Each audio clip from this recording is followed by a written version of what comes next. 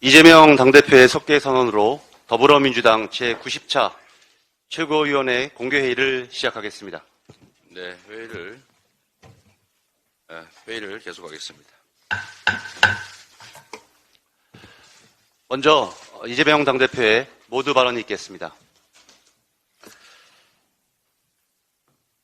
제가 모두 발언하기 전에 우리 신임 최고위원 홍갑석 최고위원님의 인사말부터 먼저 듣도록 하겠습니다.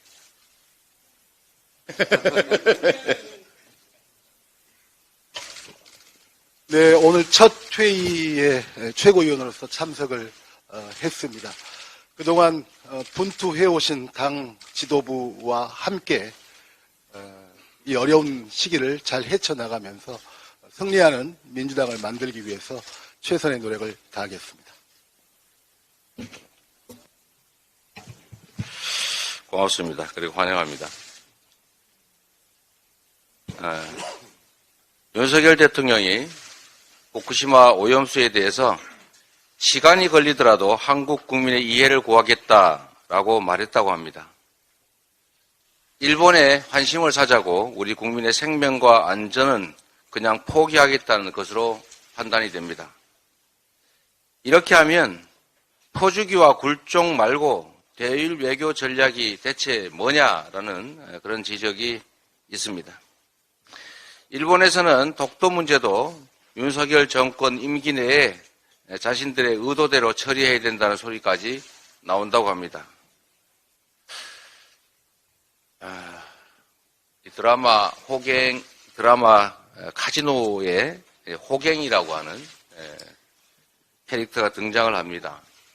자꾸 그 장면이 떠오르는 것이 서글픕니다. 4주 앞으로 다가온 한미 정상회담도 역시 크게 걱정됩니다. 정상회담 핵심 의제를 조율해야 되는데 석연찮은 이유로 외교 안보 핵심들을 줄줄이 교체하는 이런 비상식적인 일이 벌어지고 있습니다. 국민들께서 이런 정부의 불안한 행보에 걱정을 하십니다. 외교는 여야의 문제가 아닙니다. 국익이 걸린 우리 모두의 문제입니다. 더 이상의 외교 실패를 막기 위해서라도 야당과 협의하고 초당적 역량을 모아서 국익을 지켜나가 주길 바랍니다.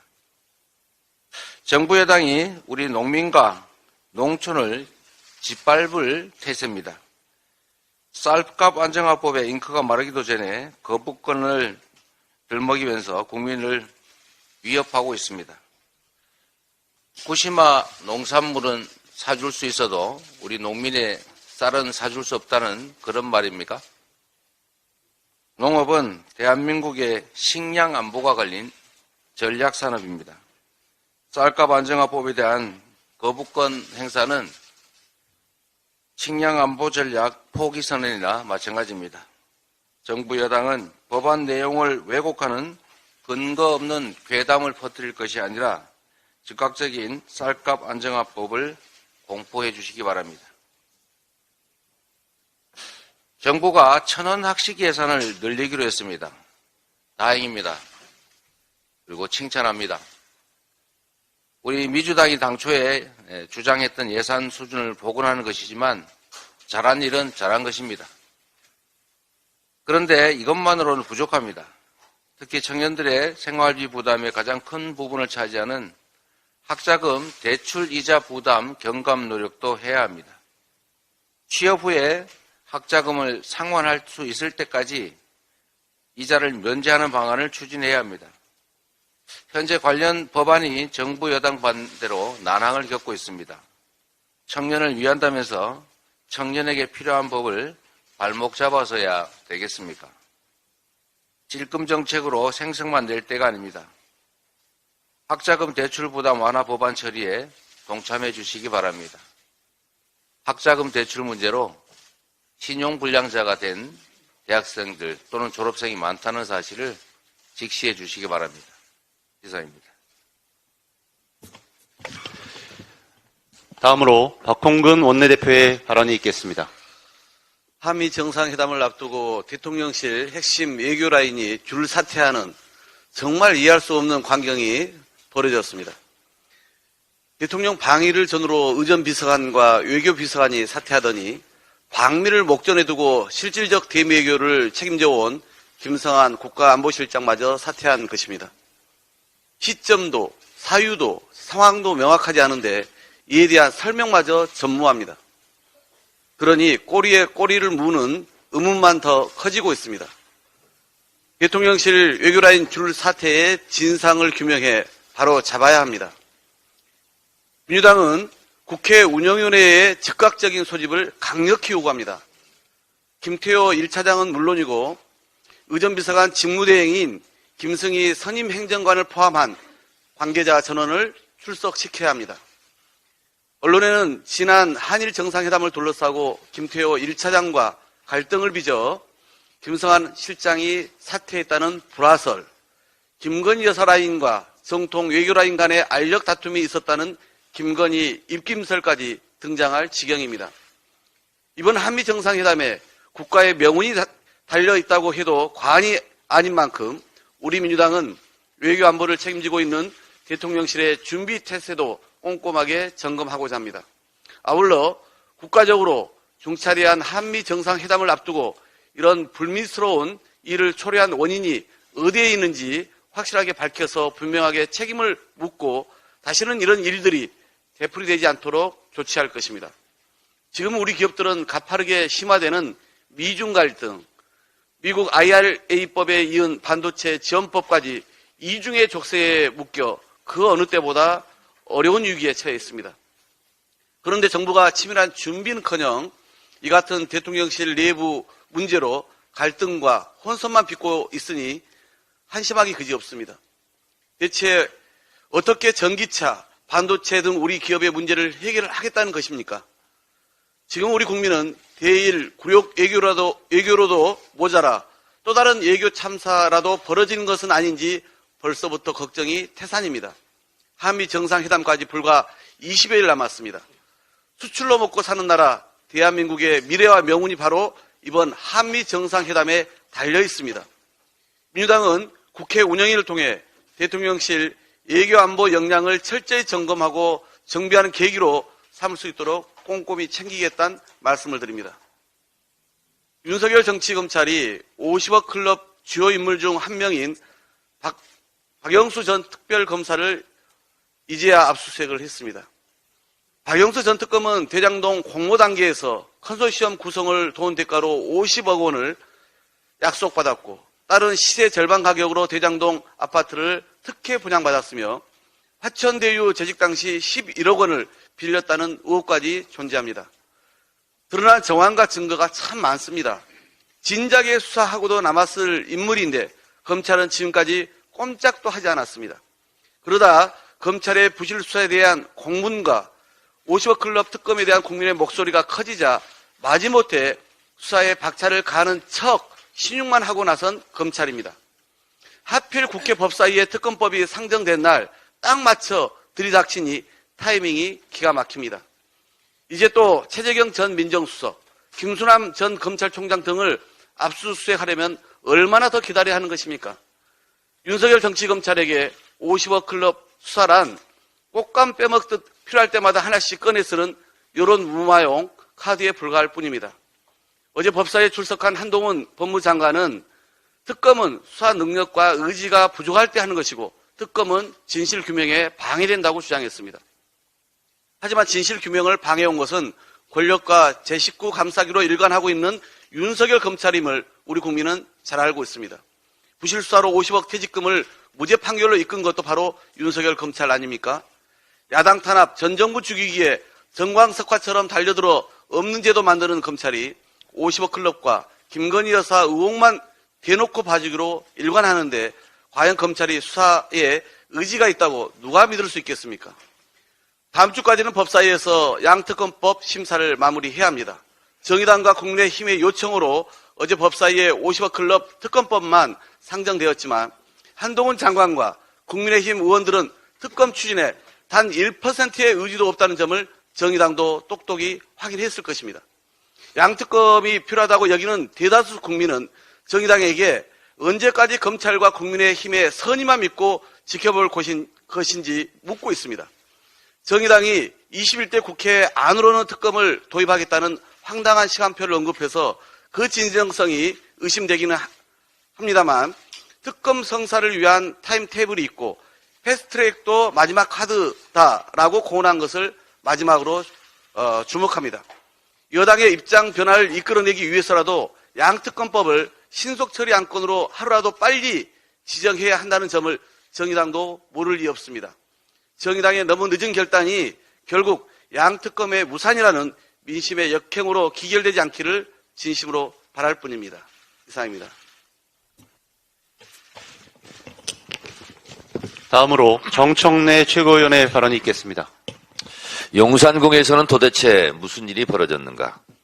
궁중혈투인가 궁중암투인가? 주상전하와 왕비마마의 파업게임이 벌어졌습니까? 대통령 비서실격인 승정원에서조차 궁중내전을 파악하고 있었을까? 승정원이 도승지도 모르는 사이에 국가안보실장격인 병방이 날아가고 비변사가 멸문지화의 순환을 겪을지도 모르겠습니다. 주상전하의 진노입니까? 왕비마마의 진노입니까? 백성들은 궁금합니다. 윤석열 대통령은 국가 중대사 미국 방문을 앞두고 의전비서관, 외교비서관에 이어 김성한 국가안보실장까지 교체했습니다. 국가대표 축구 경기 A매치를 앞두고 손흥민, 김민재, 이강인을 빼고 어떻게 경기를 치르려 하십니까? 이런 축구 감독이 없는 것처럼 이런 대통령 처음 봤습니다. 후쿠시마 오염수 방류와 수산물 수입 문제가 초미의 관심사가 되었습니다. 윤석열 대통령께 진짜로 묻겠습니다. 스가 전 총리에게 시간이 걸리더라도 오염수 방류 이 문제에 대해서 한국민 이해를 구하겠다. 진짜 이 말을 했습니까? 안 했습니까?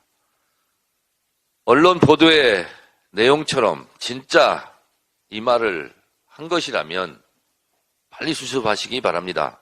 빨리 해명하시기 바랍니다. 지금은 곤란하다. 시간을 달라고 말한 꼴입니다. 외교의 최종 목표는 두말할 것 없이 국익입니다. 일본은 왜 오염수를 바다에 버리려 하는가? 결국 돈 문제입니다. 일본은 오염수를 지하에 매립하거나 저장할 경우보다 해양으로 방출할 경우 비용이 절반에서 10분의 1로 줄어들기 때문에 주변국에 그 비용과 위험을 전가하면서 해양 방출을 계획하고 관철시키려 하고 있습니다. 돈 문제입니다.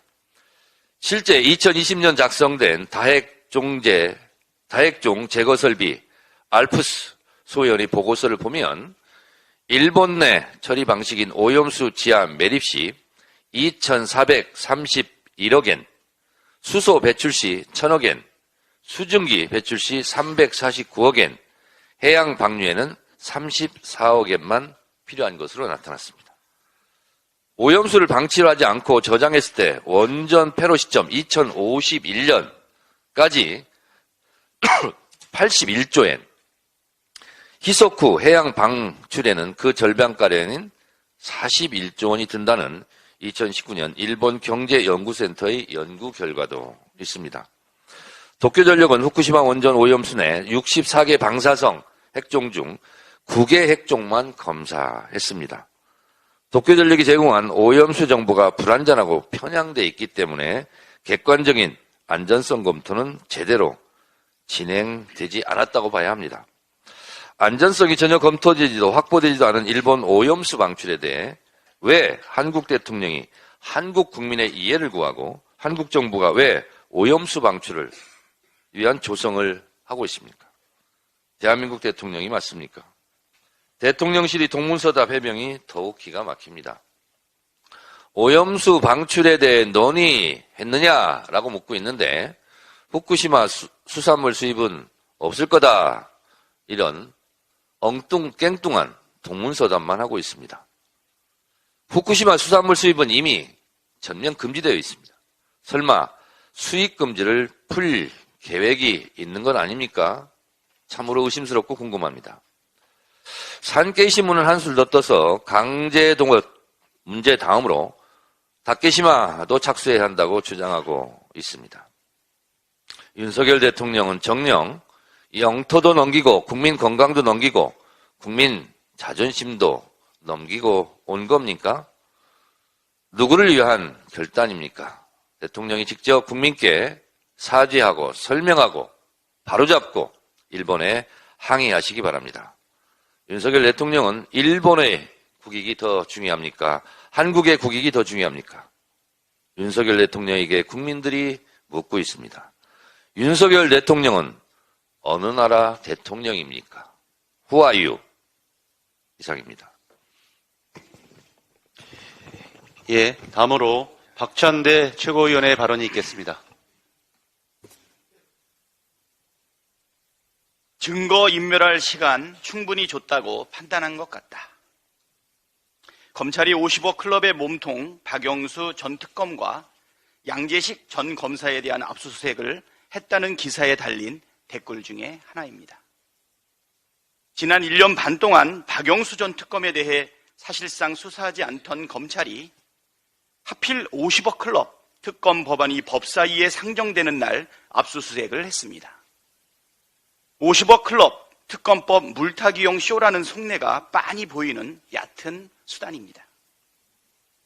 지금껏 거듭된 수사 촉구에도 박영수 전 특검 수사를 회피해오던 검찰이 갑자기 개가천선해서 압수수색에 나섰다고 보는 국민은 단 한 명도 없을 것입니다.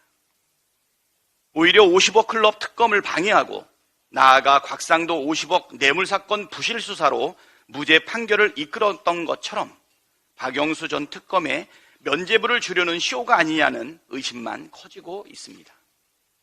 아니나 다를까 한동훈 법무부 장관은 진실 규명에 방해될 것이라며 특검 반대 입장을 밝혔습니다. 국민을 바보로 취급하는 한심한 헛소리입니다. 서울중앙지검에서 대장동 사건을 수사 중인 고형곤 제4차장 검사, 강백신 반부패 수사 3부장, 호승진 부부장 검사, 모두가 박영수 사단으로 꼽히는 검사들입니다. 박영수 사단 검사들이 박영수를 제대로 수사할 리가 있겠습니까? 검찰이 수사를 잘할 수 있다면 그동안은 왜 안 했습니까? 진실 규명을 방해하고 존재 이유를 입증할 기회를 걷어찬 것은 바로 검찰입니다. 윤석열 정권과 검찰이 이런 빤한 쇼와 거짓말로 국민을 속일 수 있다고 믿는다면 크나큰 착각입니다. 다시 한번 강조하지만 특검을 반대하는 자가 주범입니다. 특검을 방해하는 자가 공범입니다. 윤석열 대통령이 방일 당시 후쿠시마 원전 오염수 방류에 대해 시간이 걸리더라도 한국 국민의 이해를 구해 나가겠다고 말했다는 교도통신 보도가 있었습니다. 이에 대통령실은 후쿠시마 수산물이 국내로 들어올 일은 결코 없을 것이라고 입장을 밝혔습니다. 그런데 정작 윤석열 대통령이 뭐라고 말했는지에 대해서는 함구하고 있습니다. 그런 말을 했다는 건지 안 했다는 건지 밝히는 게 그렇게 어렵습니까? 후쿠시마 원전 오염수 방류는 국민의 건강과 안전, 수산업계의 존망이 달린 중차대한 문제입니다. 윤석열 대통령이 뭐라고 말했는지 우리 국민은 알아야 할 권리가 있습니다. 윤석열 대통령은 국민 앞에 직접 답하십시오. 후쿠시마 오염수 방류에 대해 우리 국민의 이해를 구해 나가겠다는 말을 했습니까? 안 했습니까? 바이든 날리면 때처럼 어물쩍하게 넘길 생각하지 마시고 확실하게 답하기를 바랍니다. 이상입니다. 다음으로 서영교 최고위원의 발언이 있겠습니다. 하나만 들어주십시오. 예, 오늘은 좋은 소식부터 좀 시작하도록 하겠습니다. 우리 아기 출생 신고하게 해주세요. 출생률을 높이기 위해 나라가 많이 애를 썼지만 대한민국의 출생률은 0.78, 20년 전에 반토막이 났습니다. 그런데 말이죠, 대한민국에는 가족관계법에 의해서 혼인한 부모는 출생신고를 할 수 있습니다. 근데 혼인하지 않은 혼외자의 경우에는 모만 출생신고를 할 수 있습니다. 그래서 대한민국에는 아이들이 태어났는데 엄마가 아이를 놓고 떠나버리면 아이들이 출생신고를 할 수가 없습니다. 그래서 아이는 유령아기로 존재하고 있죠. 이런 아기가 약 10년 전만 해도 10만 명이 된다고 했습니다. 대한민국 1년 출생아가 25만 명이라고 하는데 이런 아이가 10만 명이나 있다고 했습니다. 그래서 그동안 여러 번의 가족관계 등록법을 바꿔왔는데요. 그래도 문제가 있었습니다. 그래서 이것을 헌법소원 냈습니다. 그 아이의 아버지가. 그래서 헌재에서 출생한 아기는 모두 다 출생신고되어야 한다. 이것이 아이의 기본권이다. 라고 이번 23일 날 결정을 해 주었습니다. 이제 이것을 대한민국 국회에서 법안을 바꿔나가야 합니다. 이미 제출된 법안도 있고 한데 더불어민주당이 태어난 아기의 기본권을 확보하기 위해서 법사위에서 이 법안을 만들어 출생신고할 수 있게 헌법재판소가 인용한 결정대로 추진해 나가겠다. 이렇게 말씀드리도록 하겠습니다. 얼마 전이었습니다. 아이가 초등학교를 못 가고 세상을 떠난 일이 있었어요. 그 아이의 사망신고에는 무명여라고 써 있었습니다. 왜? 그 아이는 출생신고를 하지 못했기 때문입니다. 이런 일들이 대한민국에 비일비재하기 때문에 이것을 고쳐나가도록 헌법소원이 받아들여졌고 이것을 추진해 나가도록 하겠다. 이렇게 말씀드리겠습니다. 두 번째 말씀드리겠습니다. 윤석열 대통령은 대한민국 대통령이 맞습니까? 이런 이야기 많이 합니다. 지역을 다니고 전국을 다니면 국민들이 이야기합니다. 제발 밖에 나가지 말라 그래요. 그리고 나가면 제발 똑바로 하라 그래요. 라고 이야기를 합니다. 국민들의 말씀을 제대로 경청하라. 이렇게 요구하겠습니다. 윤석열 대통령 어제지요. 그제 일본 교토통신 일면 탑에 이렇게 나왔습니다. 윤석열 대통령이 스가 정 총리에게 시간이 걸리더라도 오염수 방류 관련해서는 한국 국민의 이해를 구하겠다. 이렇게 이야기했다고 교토통신 일면 탑에 나왔다고 합니다. 이렇게 나왔는데 윤석열 대통령 아니야. 이거 왜 그렇게 했어요? 정정하세요. 라고 싸워야 되는 거 아닙니까? 근데 싸우지도 못하고 말도 못하고 그렇지 않을 거다라는 식의 얘기만 하고 방류 없을 거다라는 식의 얘기만 하면 그게 우리나라 대통령 맞습니까? 그래서 사람들은 그렇게 이야기합니다. 윤석열 대통령은 우리나라 대통령이 아닌 것 같아. 용산 총독부, 일본의 용산 총독부 같아 라고 이야기를 합니다. 여기서 제가 윤석열 대통령의 헌법 위반을 말씀드려 보도록 하겠습니다. 대한민국 헌법 가치에는 삼권 분립의 가치가 있습니다. 대법원이 강제징용 관련해서 일본 기업이 배상하라고 판단을 해 주었음에도 불구하고 이 대법원의 가치를 흔들어 놓는 행정부의 수반이 우리나라 기업이 배상하겠다 이렇게 했으니 기본적으로 첫째 헌법 가치를 훼손한 죄 물을 수밖에 없습니다. 두 번째 헌법 제10조에는 기본적인 인권 보장을 위한 국가의 의무, 인권 보장을 해야 된다. 이렇게 되어 있습니다, 대통령은. 그런데 인권 보장을 하지 않고 위안부 문제, 강제징용 문제 관련해서 인권을 짓밟았습니다. 그래서 헌법 제10조 위반입니다. 그리고 헌법 제66조에는 무슨 내용이 있냐 하면요. 대통령은 국가의 독립, 그리고 국가의 영토를 보존해야 된다. 이렇게 되어 있습니다. 국가의 영토를 보존해야 되는데 일본 산케이 신문에 이렇게 나왔습니다. 윤석열 임기 내에 독도 문제를 해결해야 된다. 이런 식으로 나왔습니다. 독도 문제 이러다가 다케시마 나를 이야기하면서 저쪽이 요구하니까 독도까지 내주게 생겼다. 이런 상황 아닙니까? 윤석열 대통령이 일본 대사 대리를 초치했더니 일본 대사 대리가 떵떵거리며 대한민국 땅에서 이렇게 얘기했습니다. 독도는 일본 땅이라고. 이런데 아무 말 못하는 용산 총독부 국민께 낱낱이 고발하도록 하겠습니다. 네, 그렇게 말씀드리고 이에 대해서 아무 말 못하고 이것만 두둔하는 용산 출장소 같은 국민의 힘도 비판하겠습니다. 이상입니다. 예, 다음으로 장경태 최고위원의 발언이 있겠습니다. 윤석열 정권 MG8위에 MG무새 아니냐는 조소마저 나옵니다. MG세대에 운운하던 같은 날 한켠에서 대표적인 MG 지원 정책 4건을 심층평가 대상에 포함시켰습니다. MG세대는 그 세대뿐 아니라 모든 세대의 여론을 주도하는 역할을 한다. 모든 정책은 MG세대 관점에서 볼 필요가 있다는 국민 눈속임용 거짓말로 국민을 현혹시키더니 한쪽에서는 몰래 MG지원 정책 폐지 스텝을 밟고 있었습니다.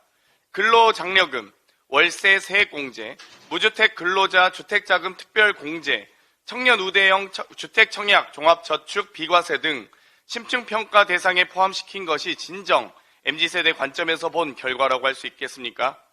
2009년 시행 초기 4,500억 원 정도였던 근로장려금은 박근혜 정부도 2013년 9,700억에서 2016년엔 1.7조 원으로 늘렸고 문재인 정부 2018년엔 4.3조 원으로 대폭 늘렸습니다.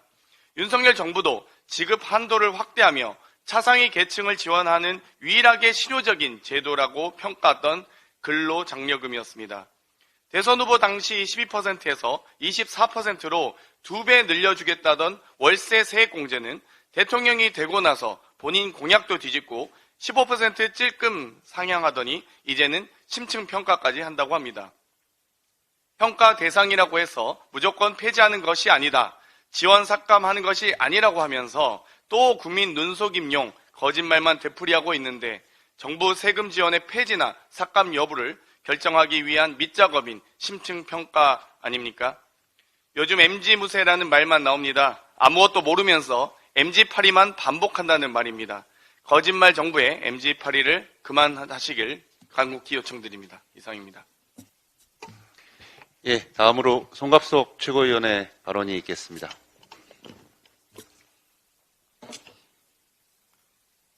네, 어려운 시기에 막중한 자리에 무거운 책임감으로 첫 인사를 드립니다. 우리 당은 큰 폭으로 단행된 이번 인사에 대해 당평과 안정 그리고 통합을 위한 당직 개편이라고 밝힌 바 있습니다. 최고위원으로 첫 자리는 오늘 당평, 안정, 통합을 실현하기 위해 제가 생각하는 그 의미와 각오를 말씀드리고자 합니다. 당평의 궁극적인 목표는 고르게 사람을 등용하는 것에 그치지 않고 고르게 민심을 청취하는 것이라 생각합니다. 적대적 대결 정치에 극단으로 달려가고 있는 양 진영 사이에 무당파라 불리우는 전에 없이 드넓은 바다가 우리가 들어야 할 최우선의 민심입니다. 정치로부터 소외된 그들의 고단함과 불신을 우리는 이제 정면으로 마주해야 합니다. 바로 그 지점에서 더불어민주당의 변화와 승리가 시작될 것이라고 저는 확신합니다. 당평의 길에 소위 말하는 친명이든 비명이든 헌신적이고 열성적인 당원들이든 그 걸림돌이 되어서는 결코 안 된다고 생각합니다.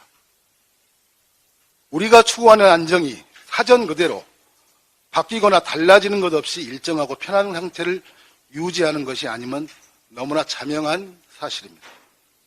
변화와 혁신을 두려워하는 정당은 그 존립이 위태로울 수밖에 없고 역설적으로 정당의 안정은 깨질 수밖에 없습니다. 민심은 여전히 우리에게 변화와 혁신을 요구함과 동시에 우리가 과거에 약속했던 수많은 개혁과 혁신을 온전히 지켜나가는지 주시하고 있다는 것 또한 우리는 잊지 말아야 할 것입니다. 앞서 말씀드린 당평과 안정을 통해 국민의 신뢰와 지지를 회복할 때 비로소 진정한 통합을 이룰 수 있습니다. 그것을 위해 헌신하겠습니다. 우리 당이 진전한 변화와 혁신을 통해 승리하는 정당으로 다시 설 수 있도록 저에게 주어진 역할을 충실히 해나가겠습니다. 감사합니다.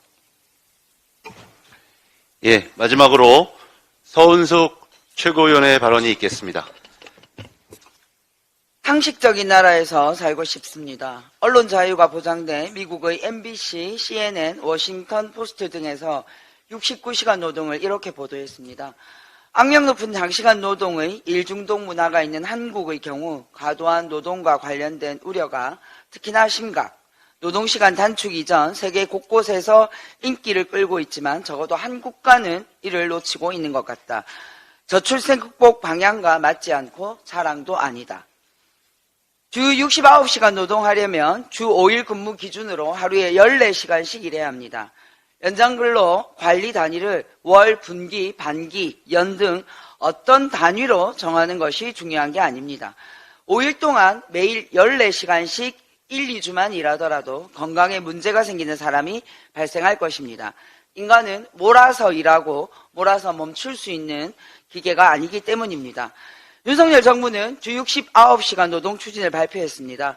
발표하고 국민 여론이 나빠지니까 윤 대통령은 안상훈 사회수석을 통해서 윤 대통령은 연장근로를 하더라도 주 60시간 이상은 무리라는 인식을 가지고 적절한 상한캡을 씌우지 않은 것에 보완을 지시했다고 발표했습니다. 마치 자신과 무관한 것처럼 유체이탈 화법을 썼습니다.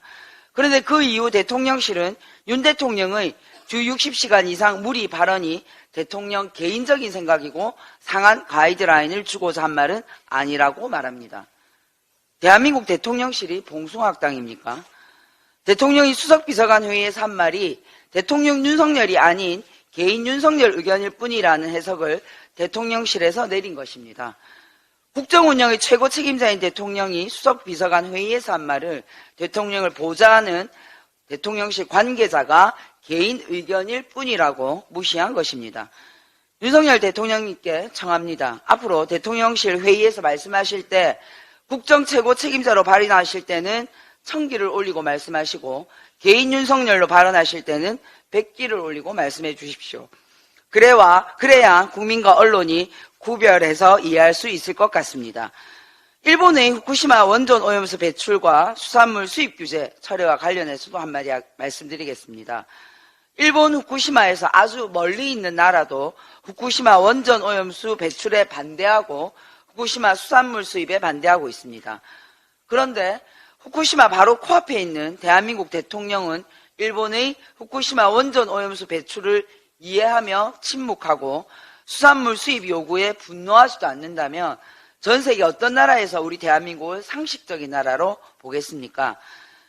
윤석열 대통령님, 아니 개인 윤석열님 한 번 더 부탁드립니다. 앞으로 한일 문제에 대해서 한국 편에서 말씀하실 때는 1000기를 올리고 말씀하시고 일본 편에서 말씀하실 때는 100기를 올리고 말씀해 주십시오. 그러면 저희들이 감안해서 듣겠습니다. 이상입니다. 예, 이상 발언을 모두 마치고 당 대표께서 제90차 최고위원회를 폐회하시겠습니다.